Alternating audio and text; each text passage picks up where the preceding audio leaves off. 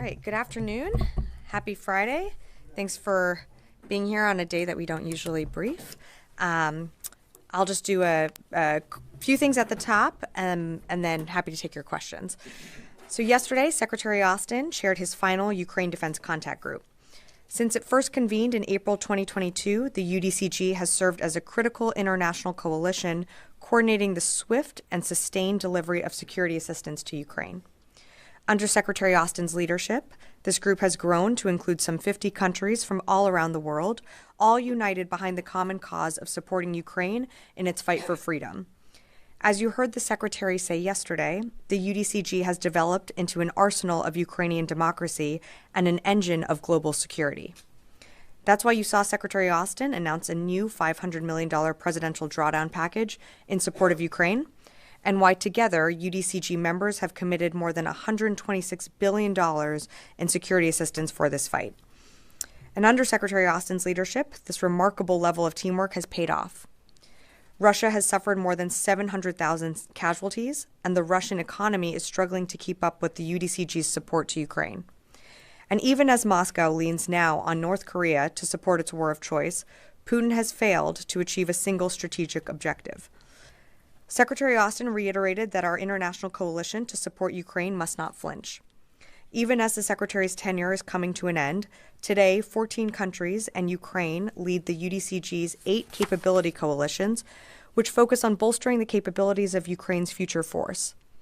Yesterday, UDCG members endorsed each of the capability coalition's roadmaps, which lay out a sustainable approach to helping meet both Ukraine's long-term and near-term capability needs.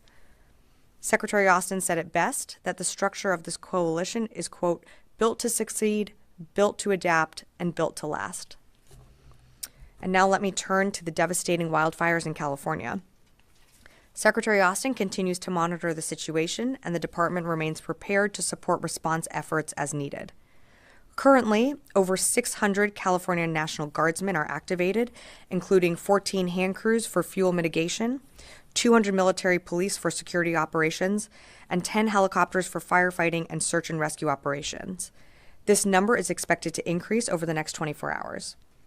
In addition, 8 modular aerial firefighting systems, or MAFs, equipped C-130 aircraft are being activated under state authorities.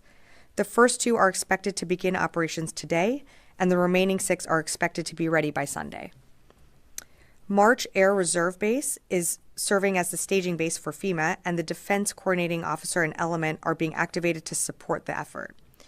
As announced by the President, 500 active duty personnel currently stationed at Camp Pendleton, California, are preparing to support requests from federal and state authorities with route clearance, commodity distribution, search and rescue, rotary wing airlift, and general support as requested. Earlier this week, you heard me announce that the department is preparing 10 Navy helicopters with water delivery buckets to immediately assist with aerial suppression. Under a long-standing memorandum of agreement with CAL FIRE, active duty units in Naval Region Southwest are prepared to provide aircraft and aircrew to support the firefighting efforts. These units are trained and annually certified by CAL FIRE to provide supplemental firefighting capability when requested by the state of California and approved by the Secretary. It's important to remember that the department is in a supporting role for this response with FEMA, leading and coordinating federal response and assistance. We are actively planning and preparing capabilities and resources and are working closely with FEMA, the state of California, to provide support and to ensure a unified response to the wildfires. And with that, I'd be happy to take your questions. I'll go to the phone. I believe we have AP joining us on the phones, Lita Baldor. Hi, Sabrina. Thank you very much. I wanted to just clarify, you talked about the 500 active duty. Those are all Marines. Is that accurate? And do you know if they have gotten their orders, if they have started? Can you just give us a little precision on that? And then on the 10 helicopters that you talked about the other day, last I knew, the orders still had not been cut. Do you know if those orders had been cut and if they are actively moving on that yet? Thank you. Yeah, thanks, Lita, for the question. So on both questions, we are actively preparing and standing by to support the state of California as they request that support. On the 500 personnel, you asked, I believe, if they were active duty, and the units that will be going or the 500 personnel that would be going all consist of active duty Marines from 1 meth. And I think I gathered all your questions there. All right, coming into the room. Louis. Is this an example of the department being proactive in placing units on standby? Because as you know, no taskings, no orders been gone out yet. So that doesn't indicate this LA or CAL FIRE or the state has actually requested these assets aside from the California National Guard. So is that the best way to characterize this? So part of this is,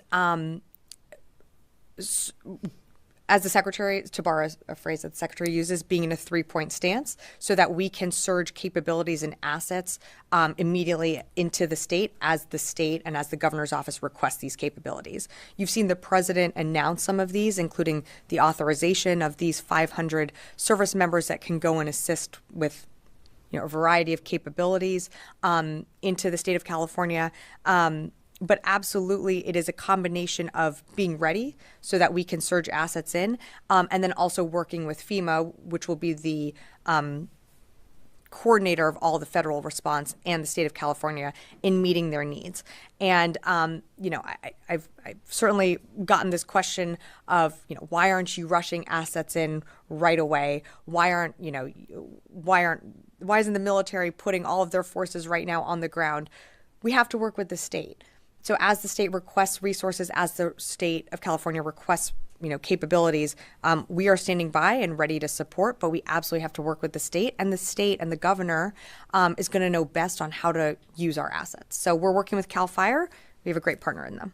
And is there also an issue of having to train some of these troops in fire suppression since that's not a normal tasking?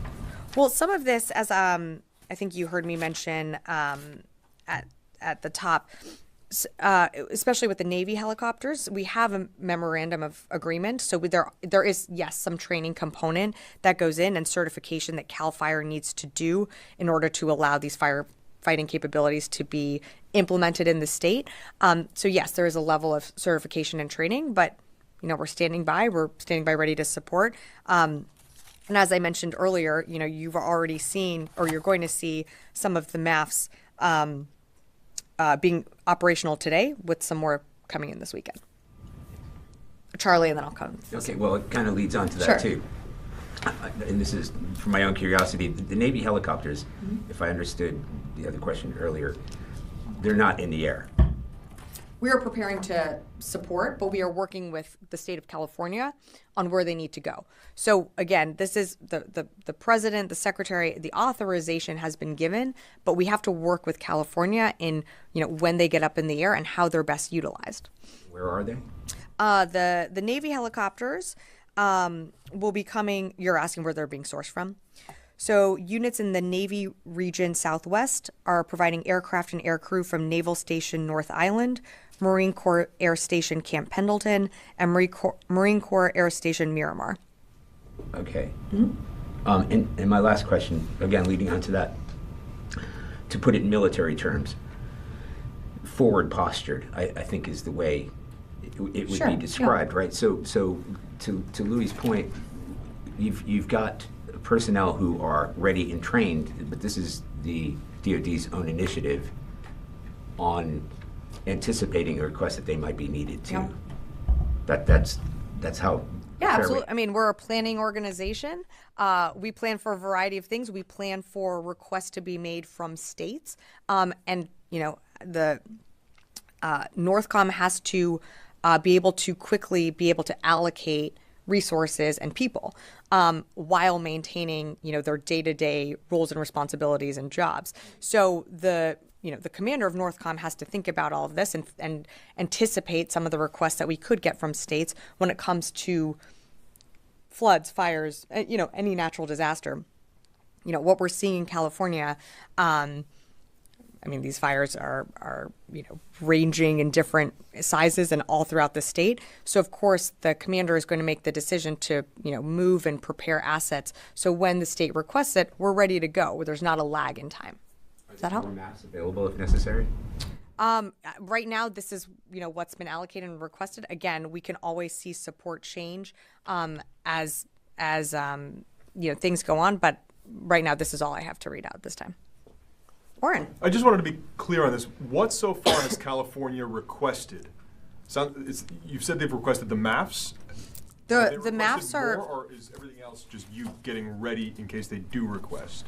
So I'm not going to, as you can appreciate, I'm not going to speak for California and all of their requests. We're not the only agency that they are making these requests to. I think it's also important to note that with any natural disaster like what we saw in North Carolina later last year, is FEMA is going to be central in coordinating federal assistance. And I think what's important here is also everything remains so fluid. So California, with all these different fires, has to assess how they are allocating their own resources from CAL FIRE, and then also knitting together what DoD assets can be provided. And not to use like a sports analogy here, but you don't want to rush all your players onto the football field without having a strategy. And that's what we don't want to see happen here. You don't want to see a clog. You don't want to see resources being diverted to one fire when actually they need to go somewhere else. So that's why we're working with the state, with FEMA, and getting some of the MAFs ready that will be operational today. Some will be going in over the weekend. And then, of course, we have our personnel, additional helicopters standing by to support. Are there outstanding requests from California? I think anything that California is going to request, as the president has said, we're going to rise and meet those requests and work with the state with what they need. But I think what's important to remember is we are knitting in to FEMA, who is leading the federal response. So I'm not aware that anything that has been requested from the state of California to the department hasn't been met. But again, we're working with FEMA and California to meet their needs. Very quick Ukraine question. Excuse me, I'm sorry. I just have The $500 million, how much unused presidential drawdown authority will be transferred or transitioned to the next administration? So it'll be just under, my tablet stopped working, but it'll be just under, no, it's okay, don't worry. It'll be just under $4 billion that will be left in authority to, that the next administration will get the opportunity to use for Ukraine. Yes, Constantine. Thanks.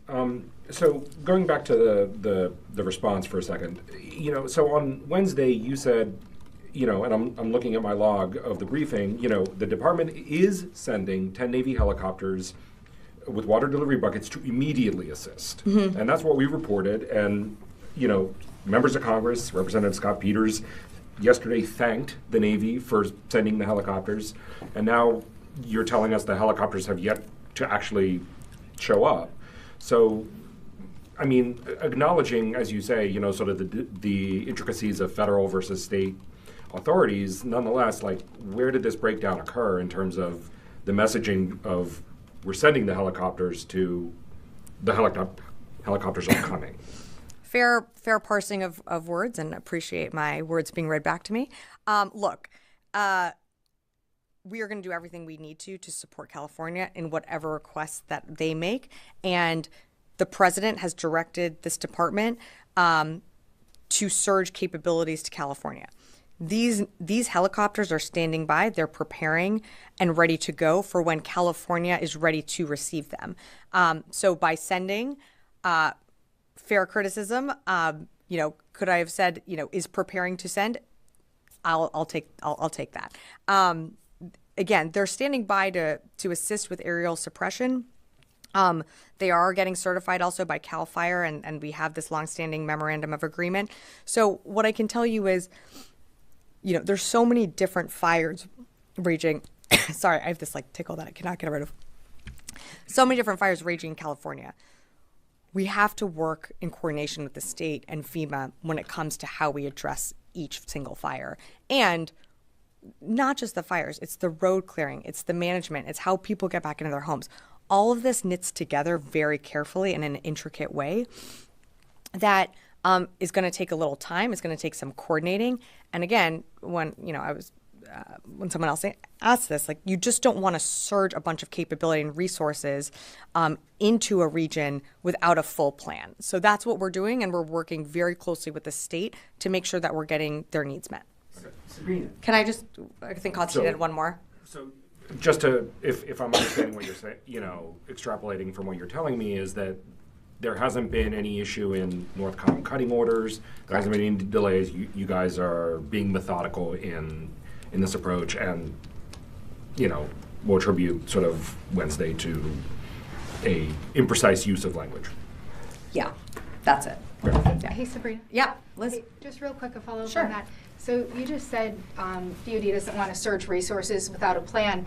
Can you explain then Without why? a plan with California, Yeah, like of course. in working with California. Yeah. So why did U.S. Northern Command send the 8 C-130s to California when California hasn't used its own 2 C-130s it already has? So the MAFs are coming from. I mean, I think those were requested, Liz. But let me just do one quick check here. I just want to make sure that I get this right. The MAFs, I believe, were requested, and they're being activated under state authorities. So, this was something that was urgently needed right away. They are, some of them are being put to use as early as today, some more for the weekend. What I said was about surging capabilities. We are gonna work with California with whatever they need when it comes to addressing these fires happening on the ground. But we have to do it in a way that is methodical and in a way that fits in with Cal Fire's efforts, doesn't overlap or take away from any efforts that are ongoing on the ground. And at the end of the day, we are at the direction of the state and of the governor. So FEMA's leading the federal response, and we are fitting into that federal response. Sorry, just to clarify, you said MAFs. Do you mean, is that like interchangeable with C-130? That's the 8 MAF C-130s. That's right. Okay. Yeah. The MAF-equipped C-130 aircraft. Okay. Got it. Thank Yeah. you. Charlie had one, and then I'll come over here. Yep. And then I'm going to go to the phones. I just need to drill down because Americans, especially people in California, were saying, well, what is taking so long? So they're not pointing the finger of blame at why has it taken so long, but they're still fighting these fires. You have grounded aircraft that are capable of doing it. The air situation has been more benevolent in recent days than it has, so the wind has died down. Is this a question that we put to the governor of California or to the DOD? Well, Charlie, first, for the people of California, I mean, I'm from LA. I'm from the area where these fires are hitting. I mean, my parents' home is like absolutely like they have a car packed and ready to go. They're seeing the smoke. They're seeing the ash fall. I think this is for anyone that's on the ground that's seeing the devastation that these fires are causing. It's absolutely heartbreaking. So I think first and foremost, we understand what the people of Los Angelinos, Californians are experiencing right now. It's important to note here that the department is not the lead for these efforts. The state is the lead when it comes to this ever-changing, very fluid situation on the ground, just as other states have been for other natural disasters that have occurred over time, whether it be Hawaii, North Carolina, Florida. The states are always in the lead. DOD is in a supporting role. And I think it's just really important to remember that we are supporting the state's efforts and FEMA's efforts. And FEMA is coordinating the federal assistance and response like any type of emergency like this.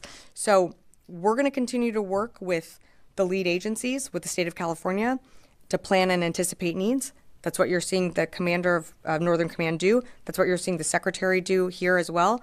And, of course, the president has directed this department to be agile and to support California with what it needs during this time. Does that help? Okay, great. It doesn't answer why those aircraft are still on the ground when they should be in the air. Again, we're getting aircraft. There are 2 going up today. Hold on. There are 2 going up today. There's 6 more going up this weekend. We are standing by to support as needed with California, like as California requests. But we absolutely cannot just surge assets into an area without a plan. We can get as many aircraft if we want up in the air if needed, but if we don't have a plan to attack a fire, then that aircraft is not going to do much good. So we have to work with the state. We have to work with the governor. And most importantly, we're the supporting role here. So we're working with FEMA in what they're in the plans that they're putting together. I'm going to go to the phones, and I'll come back in the room here. Heather, USNI. Great. 2 questions, one on this response.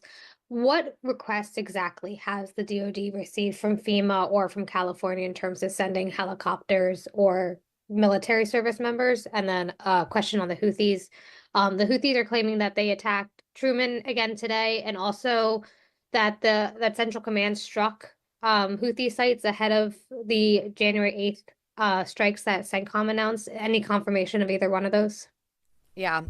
Thanks, Heather. So on the Houthis, again, really shocked by their disinformation on striking our ships in the region. There have been no attacks on our ships.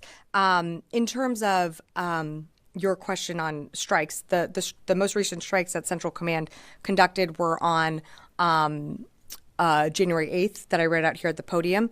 We, of course, have conducted dynamic strikes, I think, over the maybe last few days, as Houthis have launched or we see them prepare to launch missiles or UAVs at our ships or commercial vessels. We take those actions, those dynamic strikes. I think there were some as recently as yesterday.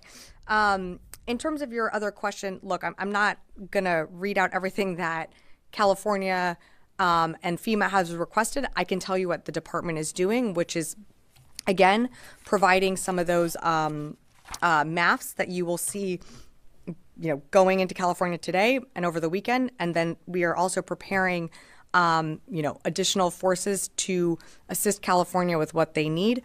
You heard the president speak to that's our 500 personnel, additional Navy helicopters that are going to knit into California's response to these fires. With that, I will go to two more on the phone here. Meredith, Jane's Defense. Hi, I have a question about the PDA package announced yesterday. Air-to-ground munitions were listed on the package, and I was hoping if you could confirm if they have been provided in a previous package, and if not, then why now? And could you further confirm if those are the JASSM missiles? Thanks, Meredith, for the question. In terms of what we provided, candidly, I don't have our release of everything that was listed in the PDA that was announced yesterday.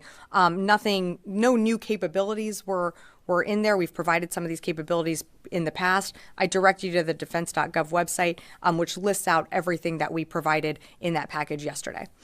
And Raheem, Kurdistan TV. Don't think we have you. Yes. Goyle. Two quick questions. One is, as far as national security is concerned, how much you think TikTok is dangerous for this building, like Chinese part of Chinese Communist Party, and also so many activities by the Chinese were also going on around the U.S. Military facilities and all that. Yeah, appreciate the question, but that is obviously being litigated in the courts right now. So I'm not going to have anything to add on that one. And second, India's foreign minister was here in Washington last week for almost a week. If he had any chance to meet and discuss anything, U.S.-India military-to-military relations here at the Pentagon. I don't have any meetings to read out at this time. We always read those out, but nothing to read out here. Thank you. Yes. Thank you, Sabrina. The Syrian Democratic Forces are suggesting if the U.S. and French troops are deployed to the northern Syrian border, they can diffuse the conflicts between the SDF and Turkish-backed forces. Is there any kind of talks going on, and how do you look at it? I'm not aware of any joint patrols, if that's what you're alluding to, with U.S., French, and SDF forces. No, I'm not aware of anything like that. Again, our presence in Syria remains in that eastern part of the country. We partner with the SDF. Obviously, our longstanding mission to defeat ISIS in Syria remains, but I don't think there's any truth to those reports. Okay, great. One more, and then I have one more. I have one more thing to add at the end of this. Okay, yeah, it's just we all had questions about Syria because the troop numbers, as we know, well, at least acknowledging that there are more troops there, 2,000 troops. But there have also been some rumors, not only of movement and setting up semi-permanent structures, but they may be planning to pull out if necessary. Or Who's they? The U.S. troops that are there now. Okay. if ordered to by this new administration. Oh. So has there been any change in either the posture, the number, or the status of the troops there? So let me adjust your question on the structures being set up. I think I talked about this on Wednesday, but if I can be more clear here, I will. The U.S. is not setting up any type of basing or permanent structures in the Kobani region, which I think is what you're referencing. In terms of U.S. presence and force posture, no changes. The incoming administration can't speak for any decisions that they will make, but in terms of this administration, this secretary, no changes to force posture in Syria or Iraq, and the mission that they're there for still remains when it comes to ensuring the enduring defeat of ISIS. Okay, so just very quickly, it's Friday. It's also my last briefing. So I just wanted to just take a few minutes to express my deep gratitude for those who have supported me on this journey. First and foremost, I deeply want to thank Secretary Austin for entrusting me with the incredible honor of standing up here, briefing all of you, representing the department. It's truly been a privilege to be up here every single time that I've been able to do it, representing our men and women in uniform and our dedicated civilian workforce. To my joint staff colleagues, thank you again so much for your unwavering support, your patience with all my questions, sharing your knowledge. You've made me better every single day because of that. To my OSDPA family, because we are a family, and so I thank you for that. To my DPO teammates, you're truly the heartbeat of this press team. Your patience, support, your friendship have really meant the world to me. You've challenged me, you've pushed me, you've given me confidence to stand up at this podium and to represent you all. I just do have to shout out and give a special thank you to our ATSD Chris Marr, Carly Weibel, General Ryder, Colonel Devine, and Chris Garver for all your help, support, prepping me for all these briefings. It's been invaluable, and I truly don't have the words to express my gratitude, so thank you. To my lovely press colleagues in the room, you're indispensable to democracy. We've had our debates, our disagreements, our commiserations, our conversations. You've certainly challenged me. You never took it easy on me from day one, from my first off-camera gaggle, which you can go back and read the transcript on how rough that was, to where I am today. And even today, even having these conversations and these debates, you've pushed me to be better. And so I really respect all the work that you do. I appreciate all the work that you do, and just thank you deeply. I've truly loved working here. So I've had the opportunity to work with the best people. This is the best team I've been a part of. And it's been an honor every single day that I get to stand up here. And so just thank you for everything. And I will leave it at that. Yeah.